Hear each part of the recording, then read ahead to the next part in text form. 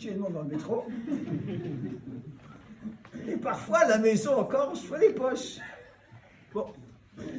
Le Rav sort de sa chambre, revient avec un collier en or. Un collier en or. Hein? Donne une petite tape à l'enfant. L'enfant ouvre les yeux.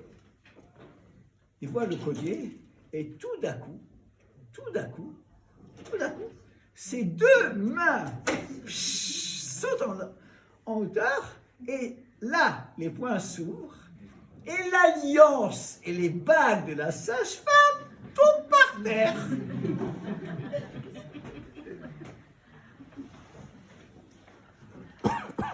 Vos enfants seront ce que vous êtes. Vos enfants sont ce que vous êtes. Un gosse, il est revenu à l'école après Shabbat, il dit à son prof, monsieur, mon papa, il préfère la Dafina à la Torah. Mais pourquoi? Parce que quand j'ai par Parchat Shavua, il écoute. Mais dès que la Dafina arrive, il plonge dedans. Nos enfants seront ce que nous sommes. L'éducation, c'est avant tout un exemple personnel. Messieurs, ne prenez pas vos enfants à la choule. Parce que si vous les prenez à la choule, vous n'allez plus prier. Vous allez montrer à votre enfant l'exemple d'un papa qui ne prie pas, qui surveille son gosse. Est-ce qu'on va à la choule pour surveiller le gosse? Non. L'enfant, quand il sera grand, il dira, moi non plus je ne prierai pas. On ne peut pas prier que son fils, c'est même un Chayada, Mishnah, on ne peut pas prier. C'est à quoi? Le gosse, c'est nous, et papa, il ne prie pas. D'accord, on est d'accord. C'est logique, non? La tzniout, mesdames, votre fille vous scrute. Elle vous scrute. C'est en deux tenues. Elle voit exactement où vous en êtes. Le chinour, l'éducation. Le Stipler nous l'a dit. C'est 50% d'exemples personnels, 50% de prière. Zéro conseil, zéro instruction, zéro morale. Rien. Ça ne sert à rien. Ça détruit. L'enfant, je répète, un enfant de 10 ans, c'est exactement ce que vous attendez de lui. C'est ici de ne pas le faire. Le forcer, c'est gagner une bataille et perdre une guerre. Mais pas n'importe la guerre, c'est perdre l'éducation des enfants. On ne peut pas forcer. Qu'est-ce qu'il faut? De l'amour et encore de l'amour. Des compliments. Dire à nos enfants qu'on les aime. Chercher ce qui est positif chez l'enfant. Il y a un verset dans Michelet. Marqué dans Michelet. Al tochach letz penisnaeka, ochach lechacham v'yaevcha. Al tochach letz, ne critique pas le rigolo, il va te haïr. Ochach lechacham, critique le chacham, il va t'aimer. Incompréhensible. Al tochach letz, ne critique pas le rigolo. Il y a deux gosses. Un, c'est un petit diable. L'autre, il est gentil. Chacham. Qu'est-ce que je me mêle? Al tochachles. Ne critique pas le rigolo. Mais c'est rigolo qui a besoin de moi. C'est lui qui a besoin de critiquer. Le sage, il n'a pas besoin de moi. La question est claire? Écoutez bien ce que nous dit le Shla HaKadosh. Le Shla, il nous dit, il ne s'agit pas de deux enfants. Il s'agit du même gosse. Il s'agit du letz, du petit voyou. Al tochach. Arrête de rentrer dedans. Arrête de le critiquer. Arrête. Il va te haïr. Chaque critique dérange. Je donne un exemple aujourd'hui aux femmes, aux hommes qui assistent au cours. Mesdames, comment vous réagissez quand gentiment votre mari vous dit gentiment, chérie, il manque un peu de sel dans la soupe. Merci chérie pour la formation. Ah, tu es gentil de l'avoir dit, n'est-ce pas que ça fait plaisir à entendre, hein? Il n'a rien dit de mal. Hein? On n'aime pas entendre des choses comme ça. L'être humain ne supporte pas la critique. C'est une Agmara, c'est pas au XXIe siècle, c'est une Agmara. Ce moment-là nous dit, arrête de critiquer. Qu'est-ce que tu dois faire? C'est un gosse. À Torah, tu as un rideau devant toi, cherche chez lui l'aspect chacham. Cherche chez lui l'aspect positif. Ce qui est encore de positif, et fais-lui du pshhh. Waouh. Essaye de le complimenter sur ce qui est complimentable.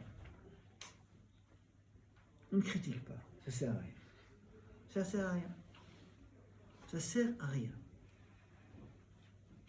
Et chaque fois, on joue avec une pratique d'un intérêt de la Torah. Notissez à la frette. On se tait. Quelles sont les limites? Quelles sont les limites? Jusqu'où on doit se taire? J'ai eu un appel, il y a 2 mois années, SOS Éducation. Minuit, on m'appelle du sud du pays. Maman me dit, voilà, il y a mon fils, il a 18 ans, 19 ans, il a demandé qu'on lui donne de l'argent pour passer le permis moto. Mon mari a refusé parce qu'on n'a pas l'argent. On n'a pas. Le gosse est entré dans d'une colère folle. Il a pris les flacons de parfum de sa sœur, il les a fracassés, il a commencé à donner des coups de pied partout. Dans les murs, dans les chaises, partout. Qu'est-ce qu'on fait? Hein? On se tait, Dreyfus, on se tait, hein? On laisse faire? Qu'est-ce qu'on fait? Quelles sont les limites? Alors j'ai dit à cette femme, je vais vous donner un conseil. C'est un conseil, c'est pas pour le quotidien, c'est une situation exceptionnelle. C'est un conseil qui marche seulement si l'enfant ressent qu'il est aimé, qu'on lui dit qu'on l'aime. Un enfant qui ressent qu'il est aimé ne veut pas faire souffrir ses parents. Un enfant qui ressent qu'il est aimé ne veut pas faire souffrir ses parents. Un enfant auquel on dit « je t'aime », on lui fait sentir, ne veut pas faire souffrir ses parents. Je dis à cette femme, madame, à la fin il va s'endormir. Là, vous allez rentrer dans votre chambre et vous allez commencer à pleurer sur votre oreiller. Votre fils a le droit de voir qu'il vous fait souffrir. Vous n'avez pas besoin de vous cacher de pleurer. Vous avez le droit de pleurer devant lui. Mais encore une fois, c'est quelque chose qu'il faut user exceptionnellement. Vraiment des cas graves. Ici, un principe. On vient de terminer l'année de mon beau-père, Rav Zekbar. Je demandais une mechila en public à mon beau-père. Une fois, je lui ai dit quelque chose qui l'a dérangé. Je lui ai posé une question. Une partie d'entre vous avez connu Rav Zekbar. Rav Zekbar, ma belle-mère à la Somme nous a quittés il y a 39 ans. Donc, avec ma belle-mère, il a eu 5 enfants. Il se remariait avec la nouvelle rabbinite, qui est une femme extraordinaire. Et là, ils ont eu 2 enfants en commun, et elle, qui était veuve, a amené 3 enfants. Donc, mon Rav Zekbar, avec la première rabbinite, ont élevé ensemble 10 enfants. Les enfants sont extraordinaires. Je suis Nogé Abadavar, c'est ma femme, hein, mais extraordinaire. Les autres aussi, fantastique. C'est pas facile. Le petit dernier est un enfant pas tout à fait conventionnel. J'ai une fois demandé à mon beau-père, je voulais savoir comment il avait fait pour avoir des enfants tellement réussis. Je me demandais combien de fois il a frappé ses enfants. Alors je lui ai demandé à mon père en public parce que j'ai senti que je l'ai blessé. Il m'a regardé, moi frappé, je me suis peut-être énervé 2-3 fois. Et lorsque mon beau-père a eu 80 ans, on a fait une souda à la maison, chez mon beau-père, et un de mes beaux-frères, Rabbi Moshe Chaim, a pris la parole. Je précise, mon beau-père, ses parents sont made in Germany. On appelle une partie ce qu'on appelle les Yekes. Ils ont un trait commun avec certains Marocains, je ne généralise pas, ils aiment donner des conseils, d'accord?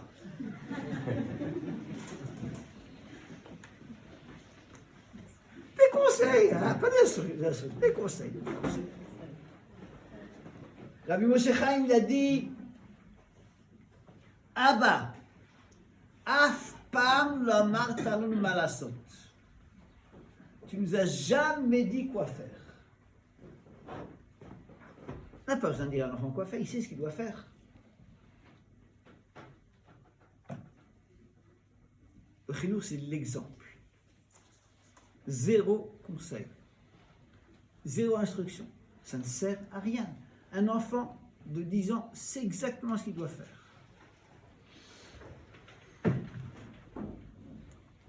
Alors, j'ai quand même vous raconter une histoire. Une histoire qui est, je vous promets que c'est une histoire vraie. Vous pensez que Rav Zegbar c'est un innovateur, c'est la nouvelle vogue. Bon, non. Il y a quelqu'un de ma famille. Ma famille. Il avait un gosse, un arrière-grand-père. Mon arrière, bon, je ne vais pas compter le nombre de générations, mais c'est une histoire qu'on a, chez nous, on a un document dans notre famille, que cette histoire est relatée. Alors je vais me permettre de vous la relater parce que j'ai un document, et après le cours, et j'ai été photocopié, je vous donnerai la trace écrite que cette histoire, je ne l'ai pas inventée. Donc j'ai mon arrière-grand-père, il a un fils qui a fait une grosse bêtise. Il a fait une bêtise. Et toute sa vie, mon arrière-grand-père n'a jamais fait de reproche à son fils. Jamais. Le dernier jour de sa vie, il l'a appelé. Il lui a dit, mon fils, je te demande pourquoi je me suis toujours tué, je t'ai jamais dit quoi que ce soit.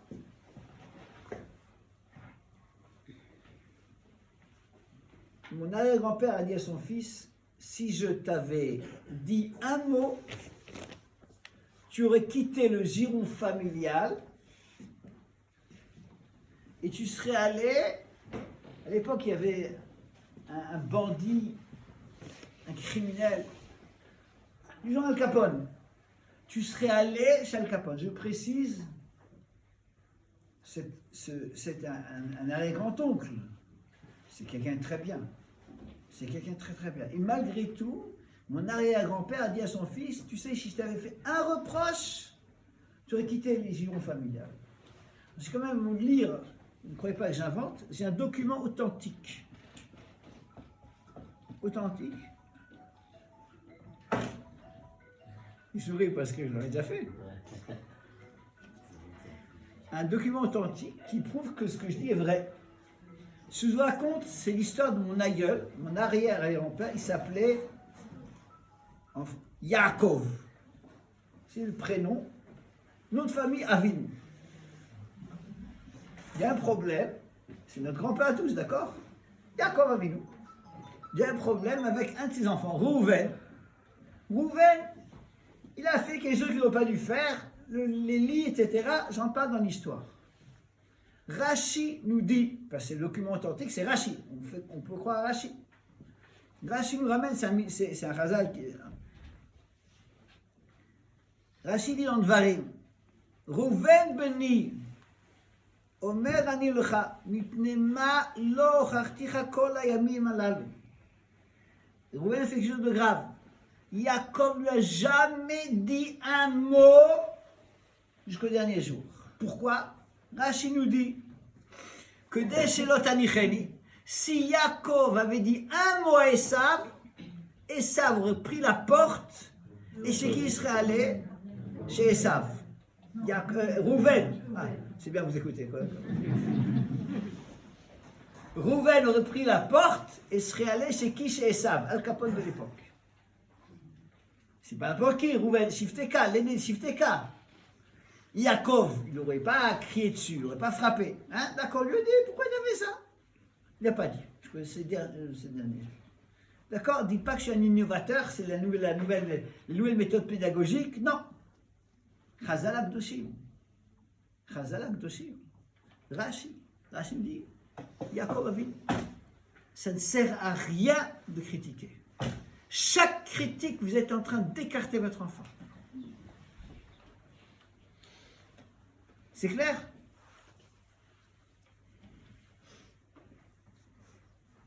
Je vais vous raconter une histoire.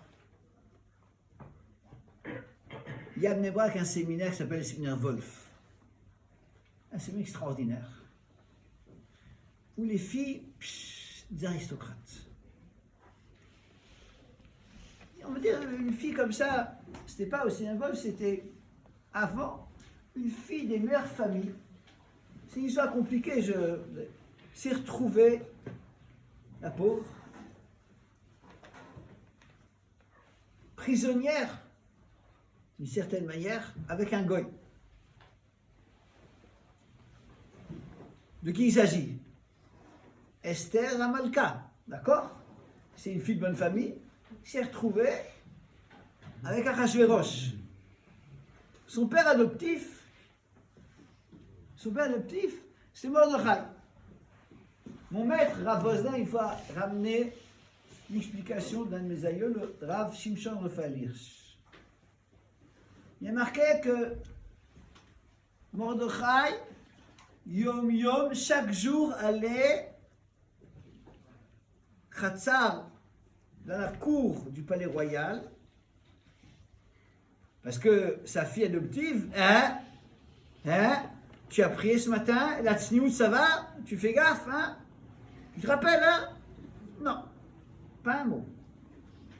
Qu'est-ce que Mordechai disait pour préserver sa fille? Comment vas-tu? Ça va? Bonne journée. Pas un mot de morale, de la gentillesse et de l'amour. Lirot beshlome Esther ou Maïa Seba. C'est tout. On ne peut pas, ça ne sert à rien. Dire à quoi ça sert. Non, je vais aller au-delà. Vous allez me dire, mais et parfois, on doit dire des choses. On doit dire, sans en arriver à l'histoire du sud du pays, parfois, il y a une méthode. Quand on doit faire une critique, parfois on n'a pas le choix. Alors quand j'ai eu le bonheur de me marier avec mon épouse, on s'est marié à Strasbourg, et après, on est allé au Khachon d'Israël. Je suis allé voir un de mes maîtres à la yeshiva, j'ai appris Kol Torah, il y avait le Mashgiach qui s'appelait Rav Gedalia Eisenman. Je suis allé chez Rav Gedalia Eisenman, pour ça, sa bracha, il m'a dit un chazal. Ce chazal, c'est un chazal essentiel dans tout ce qui est la relation conjugale, la relation parentale. Lorsqu'on a besoin de faire une critique, qu'est-ce qu'on fait? On a besoin de faire une critique. C'est évident que cette critique, on doit la faire quand on est cool, qu'on a bien mangé, on est posé, la clim marche bien, il ne fait pas trop chaud. Ah, d'accord, mais il faut que... Et après, c'est une Gemara, Manon Sota, Tanu Rabanan, l'Olam, c'est quoi l'Olam? Il n'y a pas d'exception. Tehe smol docha vemin mekarevet. Tu veux critiquer. La critique seule, ça ne peut pas passer. Alors comment est-ce qu'on fait dans de la Torah de critiquer? La seule manière de critiquer, c'est dans la même phrase, mekarevet, dire des mots gentils. Et alors, Simcha Cohen était M'dayek que lorsqu'on parle de la critique, on parle de la main gauche qui est faible, lorsqu'on parle du kirouv, on parle de la main droite qui est forte. L'olam tesmol docha v'min mekarevet.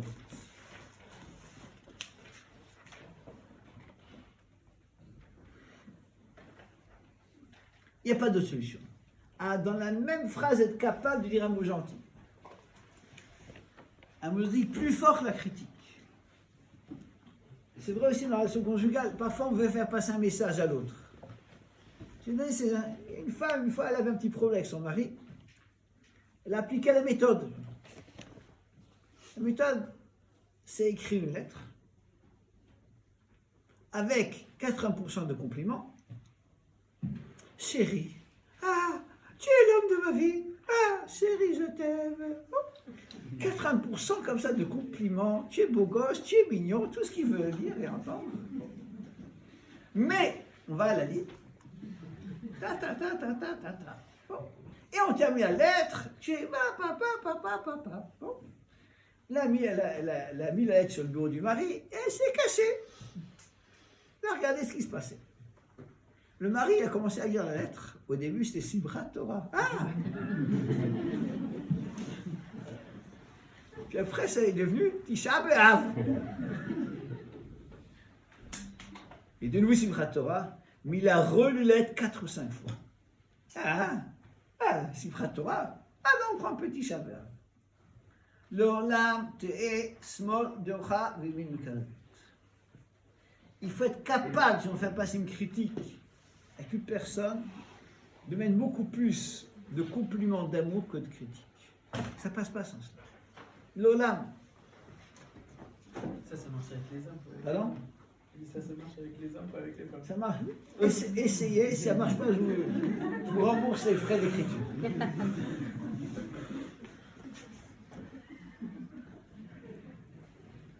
Revenez Shabbat, il y aura un cours pour les hommes. 5h15. Des choses qu'il ne faut pas dire de moi, d'accord? Mesdames, revenez Shabbat à 2h, 3h moins le quart, un cours pour vous, mesdames. 3h moins le quart à la Rambam, un cours pour les femmes. Bon, je vous donnerai certains secrets. Et pour les hommes, ce sera 5h15. Donc il y aura des secrets pour les deux. Mais à une condition, ne demandez pas l'un à l'autre ce que vous aurez. Rambam, 17h15 Shabbat, 14h45 pour les femmes. Mesdames, messieurs, je peux vous garantir une chose, ceux qui viennent au cours ont droit au moins à 2h30 de Shalom Bayit.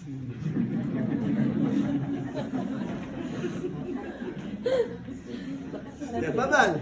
Et si les deux vont 5 heures.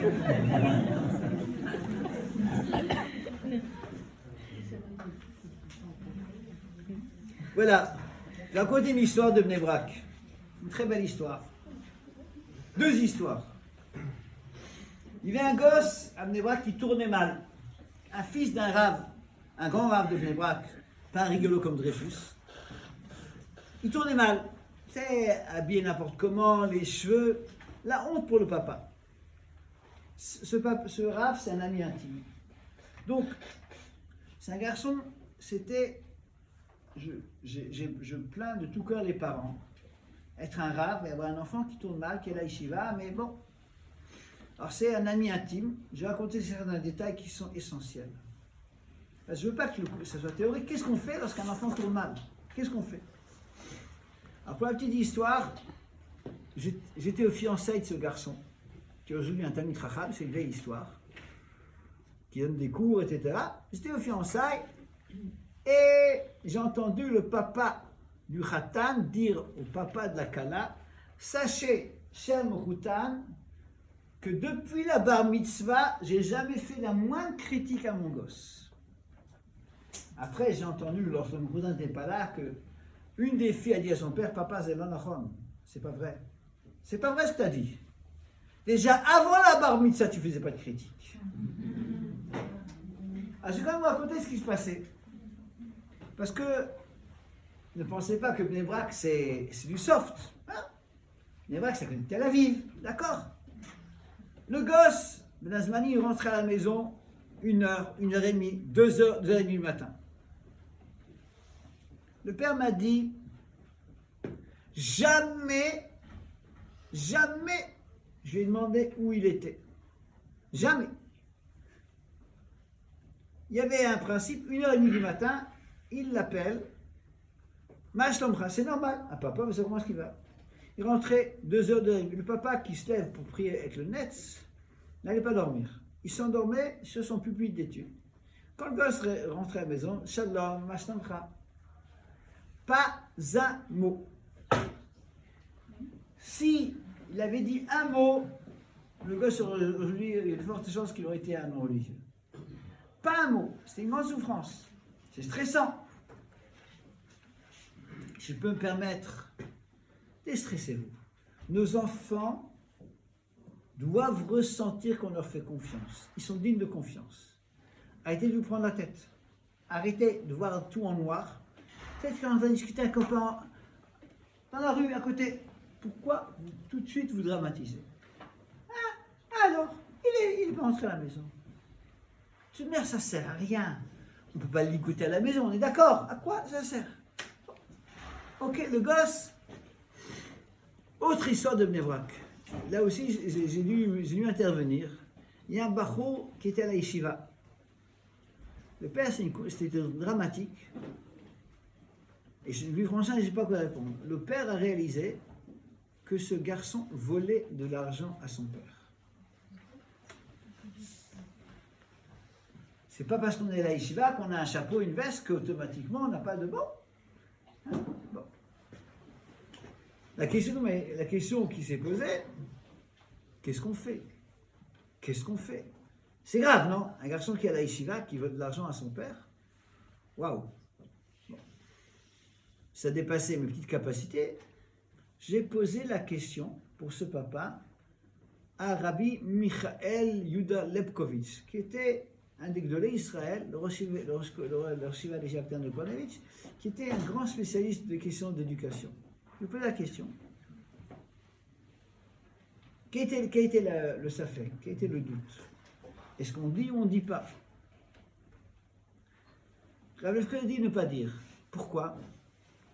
Parce que l'enfant, à quoi ça sert? Il est en train de voler. C'est très grave.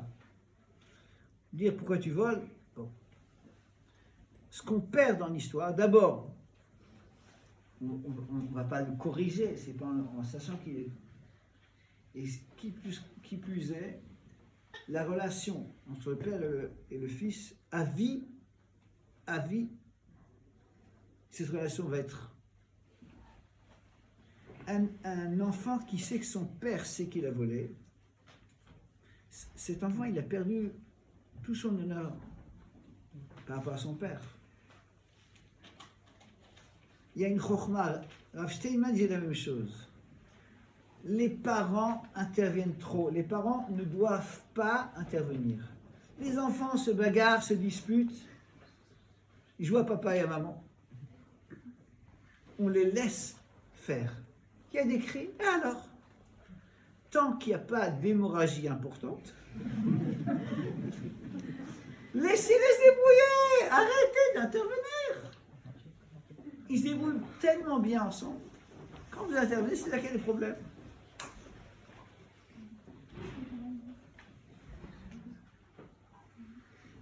Il est tard, je vais essayer de conclure. Je vais essayer de... Il y a encore des points qui sont essentiels. Je vous en supplie. Je vous donne un service. Je vous donne un service, s'il vous plaît. Oui. Travaillez sur le Shalom Bayit. C'est un travail. Venez Shabbat au cours. Il y aura un cours Shabbat, par exemple, pour les femmes, dimanche aussi. Quelque chose me dit qu'après un de mes cours, Dreyfus, il vient, il vous fait l'affaire. Dreyfus. Il y a des petits changements positifs. Lorsque papa et maman se disputent, c'est du high risk. Lorsque papa et maman se disputent, les enfants souffrent. Un enfant a besoin de sentir qu'il est aimé. Un enfant a besoin de sentir que ses parents s'aiment. Lorsque les parents se disputent, l'enfant souffre. Il risque de chercher ailleurs. Ces problèmes, il faut les résoudre. Dans le calme, dans la sérénité. Lorsque les parents se disputent, ça c'est un point. Un autre point qui est essentiel. L'éducation se fait à la maison. Fait à la maison. Je me rappelle quand j'étais un jeune papa, j'ai une fois entendu mon Kollel. C'est aussi un Français, à Gand Rabbi Israël Weiss. Au début, je n'ai pas compris. Il dit l'école, il faut espérer qu'il ne fasse pas de dégâts. Il a tellement raison. L'école, les meilleures écoles, c'est pas là qu'on éduque. C'est à la maison. C'est à la maison. L'école, c'est un endroit où on espère que l'enfant ne s'abîme pas et qu'il apprenne certaines connaissances. Le chinour, c'est à la maison. Mais ne critiquez jamais le cadre éducatif dans lequel vous avez introduit vos enfants. Ne critiquez pas devant vos enfants le système éducatif auquel vous faites confiance. Vous avez confié votre enfant à une école, à une institution, il faut leur faire confiance. Si l'enfant entend la des critiques, comment est-ce qu'il pourra... Vous avez le droit d'être critique, mais pas devant les enfants. Les enfants sont détruits. Il n'y a pas d'école parfaite. Ça n'existe pas. Il n'existe pas. Il n'y a pas de parent parfait, il n'y a pas d'école parfaite. Ne jetez pas la pierre sur l'école, l'éducation se fait à la maison.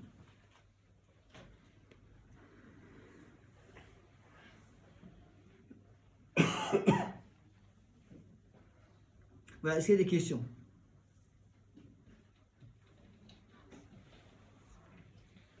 La Ségoula pour avoir le Shalom Bayit. Se taire.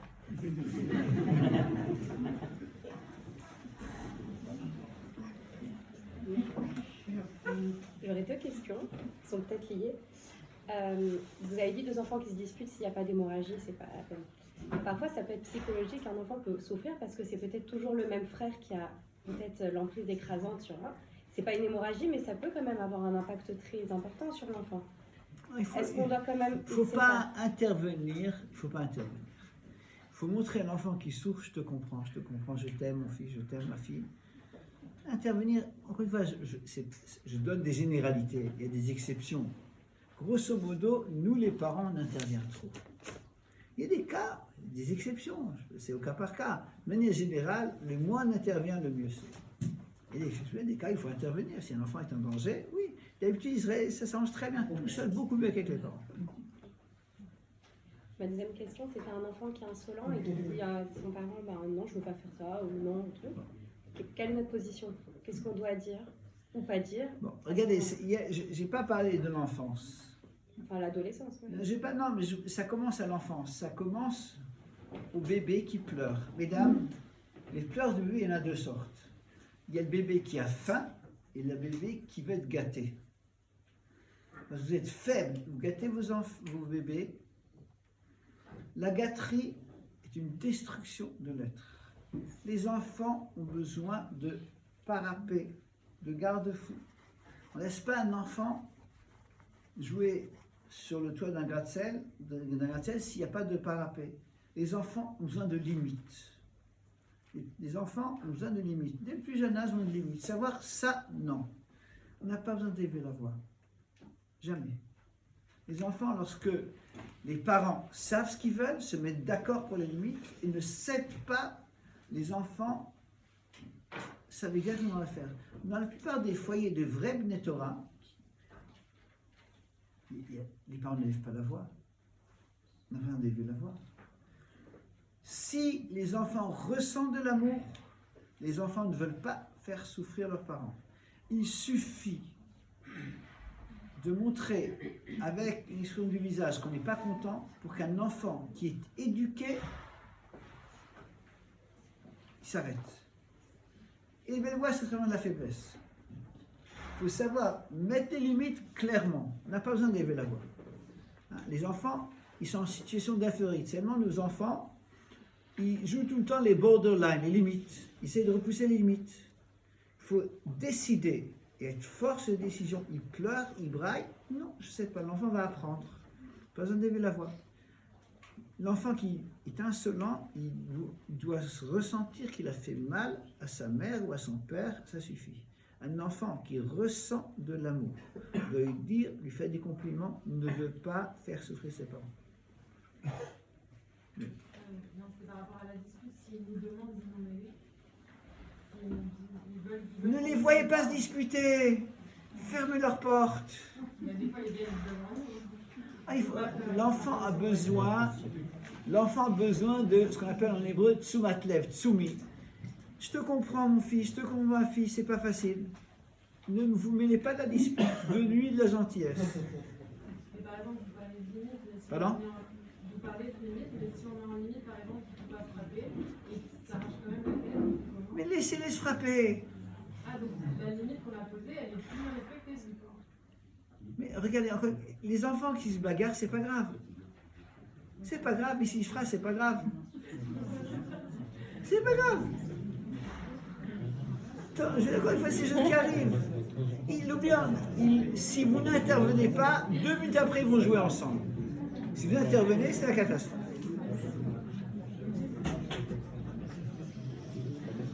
Voilà, est-ce que... Moi, j'ai une autre question. S'il y a 2 enfants, Réhouven et Shimon, Réhouven frappe Shimon. Maintenant, Shimon, il vient voir par exemple son père pour qu'il prenne parti. Si son père il ne prend pas, alors vis-à-vis de Réhouven, il lui a rien dit, mais Shimon, il ne va pas se sentir pas aimé ou alors abandonné. Je vous ai dit, prenez Shimon au bras, embrassez mon pauvre, aïe aïe aïe, aïe aïe aïe. Mais n'installez pas dans la dispute. Ils n'ont fait rien que ça recommence. Non, non, mais ça recommence, tout bien ça recommencera. Tout bien ça, les enfants se disputent. Alors, vous n'avez pas des disputes, ça va tout bien recommencer. Il a besoin de compassion, d'attention. Lui le donnez. Oui, mais pauvre, il n'intervenait pas. Pardon? Il se débrouille très bien.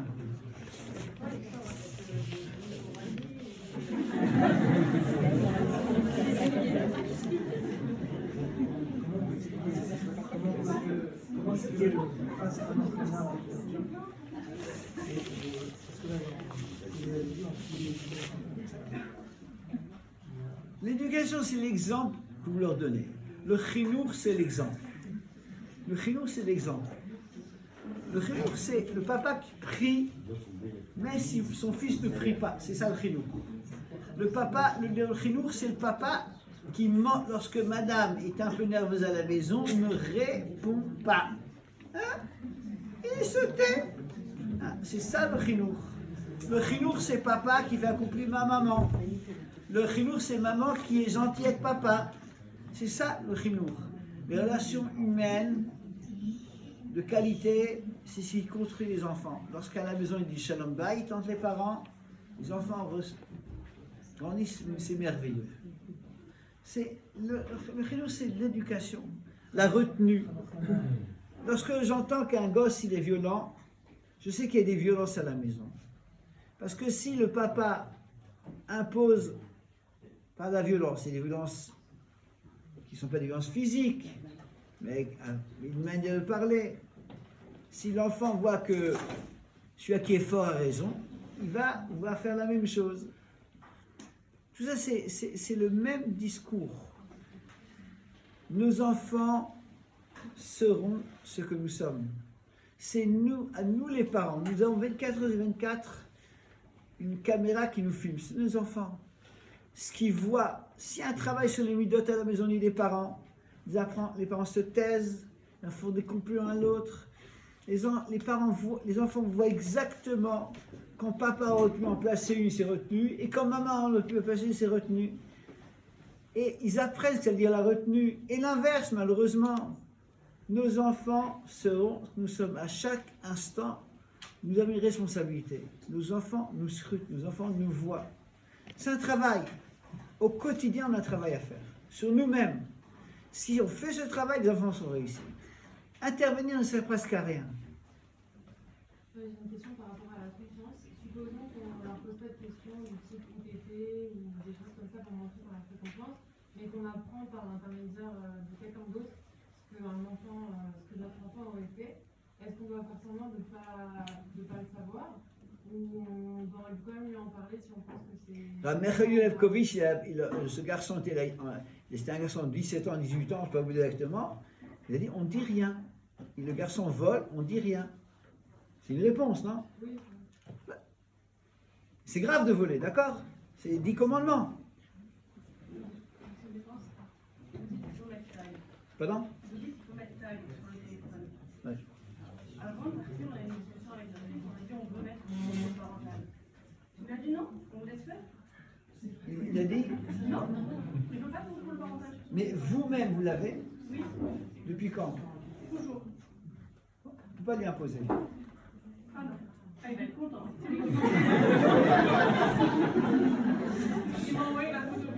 marqué, je ne peux pas se mettre les enfants, les ados adultes, il m'a dit maman, vas-y.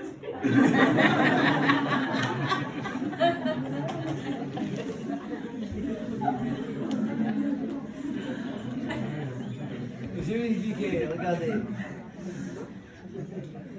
Regardez, on ne peut pas, je vais vous expliquer madame, on ne peut pas, par la force, on ne peut pas l'imposer.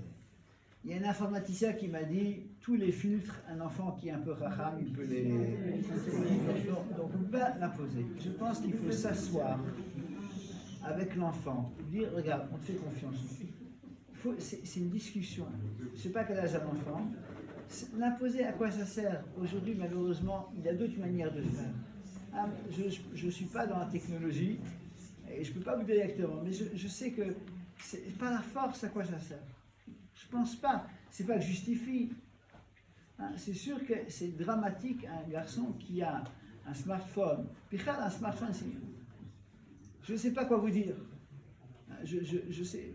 On peut passer par les opérateurs et ça va fonctionner sans rien installer sur le Pardon? téléphone. En demandant à l'opérateur. Oui, mais par la force, de nouveau, il y a un problème par la force. C'est pas par la force, il n'y aura pas acquis et tout. Bon, mais c'est pas, c'est contraint. Non, il peut prendre un autre téléphone et nous arnaquer, quoi. Oui, Ça sert à c'est... rien. Ouais, mais ça veut dire. Mais d'accord, mais il y a une grande différence entre la porte Regarde, ouverte tout le temps j'ai et pas pour de aller chercher réponse. la clé au troisième étage, alors J'ai que pas de vous pouvez réponse. faire Je sais pas quoi vous dire. Je sais pas quoi vous dire.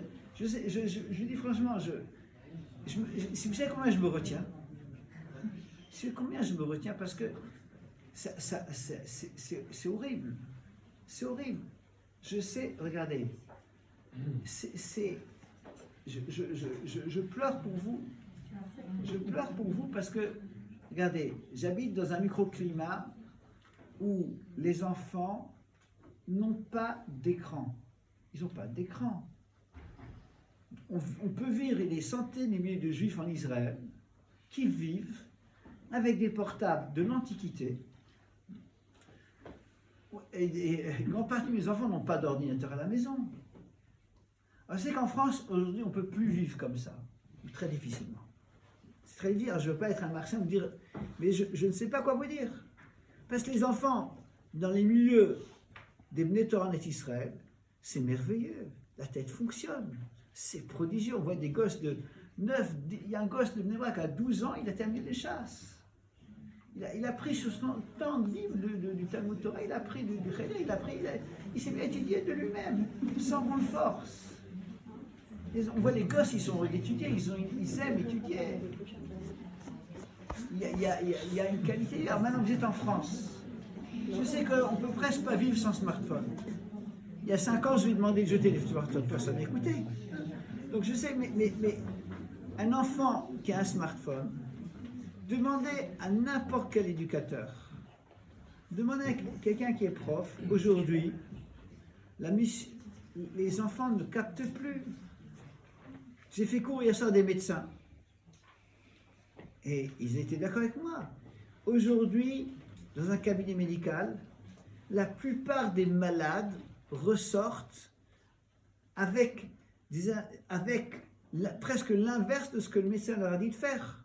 Il y a des médecins ici dans la salle? Oui. Hein? Il n'y a pas de médecin, dentiste? Ouais. On est d'accord?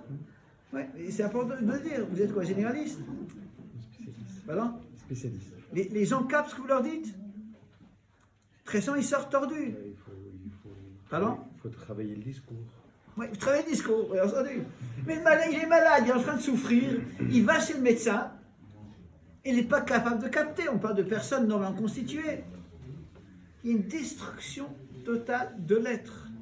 Tout ce qui se passe sur les réseaux sociaux, les smartphones, c'est un problème objectif qui est un fléau. Bon, qu'est-ce que vous voulez que je vous dise? Madame me demande avec moi, je peux vous dire qu'il n'est pas de table, je ne peux pas vous dire ça. Je ne peux pas vous dire parce que je sais ce qu'il va voir. D'un autre côté, si vous lui faire confiance, vous dire, regarde, je te fais confiance. Je ne sais pas, c'est un problème dramatique. Je ne sais pas quoi vous dire. C'est un problème réel. On ne peut pas, ça ne sert à rien de le ligoter. D'un autre côté, c'est sûr que c'est dramatique, c'est un enfant qui voit des choses comme ça. On a un monde, je ne sais pas quoi vous dire. Je ne sais pas quoi vous dire. Et on peut vivre différemment. c'est très difficile, très difficile. Voilà, est-ce qu'il y a d'autres questions? Alors je vais distribuer. Donc vous avez ici les 10 commandements. Il y en a même un 11e. Sur l'éducation. Donc, il y a aussi ceux qui veulent les sources. J'ai cité des Chazalim, des textes de Chazal, pour que vous compreniez que j'ai rien innové. Hein, ça paraît un peu bizarre que quelqu'un barbu de Bnei Brak, le triple B comme je le dis toujours, ils disent de ne pas intervenir, de rien dire, de se taire. C'est pas moi. C'est Chazal Akdoshim. Akdoshim. Il y a un point qui est essentiel. Le chinour ne s'improvise pas. Le chinour, beaucoup de génies français a une force, c'est qu'il y a énormément de gens qui ont fait tchouva. Seulement, faire tchouva, trop souvent on a tendance à projeter sur nos enfants l'éducation que quelqu'un qui a grandi dans un milieu non religieux a subi. Il est essentiel de faire un blackout, d'effacer. C'est pas parce que nous-mêmes nous avons vécu telle chose qu'on doit le projeter sur nos enfants. Il faut avoir la force de s'arrêter de réfléchir. La méthode de la Torah, elle marche. Elle marche. Je vais expliquer ce soir. Je résume. La méthode de la Torah, c'est d'abord et avant tout montrer de l'amour. Quelles sont les limites? Je vais me poser la question. Il y a un film, j'ai dans mon ordinateur, peut-être je vous le donnerai, où Rav Gershon Edelstein, le gars l'adore, il reçoit un éducateur américain. Et les gens lui demandent qu'est-ce qui se passe si le gosse il fume à la maison Shabbat. On se tait. Si le... Vous ne pensez pas que Dreyfus il est... Voilà. La Gershon Edelstein, Rosh Hashanah. Qu'est-ce qui se passe si le gosse a une petite amie qui vient à la maison avec la petite amie? Donc, c'est pas Dreyfus, hein, c'est filmé. Si vous voulez, j'essaie de vous le trouver dans l'ordinateur, je vous le donner. Vous connaissez cette vidéo? C'est important. Donc, c'est pas moi, je ne suis pas un innovateur. Tout ce que je dis, c'est Chazal Adoshim. Seulement, malheureusement, on a tendance à reproduire ce que nous-mêmes, nous avons vécu et qui était pas toujours positif. Comment on protège les petits frères et sœurs s'ils voient leur grand frère? C'est une question qui n'a pas une réponse uniforme. Lorsque la question que vous posez, la question qu'on pose souvent, c'est lorsqu'il y a malheureusement un exemple négatif dans la famille, qu'est-ce qu'on fait pour protéger les autres? C'est au cas par cas. Et une chose qui est essentielle, il faut tout faire pour que l'enfant qui pose problème reste à la maison. On doit d'abord se taire, mais il faut gentiment ça avec lui, dire regarde, on t'aime, tu as fait un choix. C'est pas qu'on est d'accord avec ce choix, on l'accepte. On l'accepte, mais on veut que tu sois à la maison, on t'aime, on ne te dit pas quoi faire, mais il y a des règles du jeu. Il faut où poser les limites. Et si on voit vraiment qu'il y a un exemple qui peut détruire, il faut poser la chéla à un dame gadol, savoir qu'est-ce qu'on fait. Donc c'est délicat, il n'y a pas c'est au cas par cas. Voilà, alors Est-ce que c'est bien d'avoir en général dans une maison juive une télévision?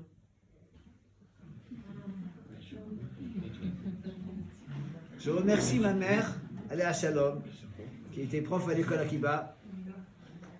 Et on lui avait dit, Madame Dreyfus, pourquoi vous n'avez pas une télévision à la maison? À l'époque, on ne connaissait pas encore les méfaits de la télévision. Et c'était une éducatrice. Et bon, moi, j'ai été un raté, mais j'ai une grande sœur, Mira, c'est une collègue extraordinaire. Grâce à ma mère, on n'avait pas de télévision à la maison. Donc, je ne peux pas vous dire d'avoir une télévision, mais entre la télévision et le smartphone, je pense que le smartphone est bien pire que la télévision. Voilà. Donc, je ne vais pas changer le monde. Vous avez tous, ou presque tous, un smartphone. Je peux vous dire quelque chose? Voilà. On va faire d'abord remercier encore Rabbi Daniel. Vous tous, Rabotai, mesdames, je suis impressionné et je vous suis très reconnaissant d'être venus. Hachem, il est là. Hachem, il est là. Lorsqu'on étudie la Torah, Hachem est présent. On va demander à Hachem qu'on ait tous la certaine. La tfila, dans toutes circonstances, c'est quelque chose qui marche. Il faut prier très fort. Mais c'est un travail qu'on doit faire sur soi-même et demander. Alors, Hachem Yazor, c'est comme ici une sapo, c'est le nachat amiti, mais nachat de gdusha, mais kol tzetzahem, et שנזכה בקרוב לביאת גואל צדק במהרה בימינו אמן.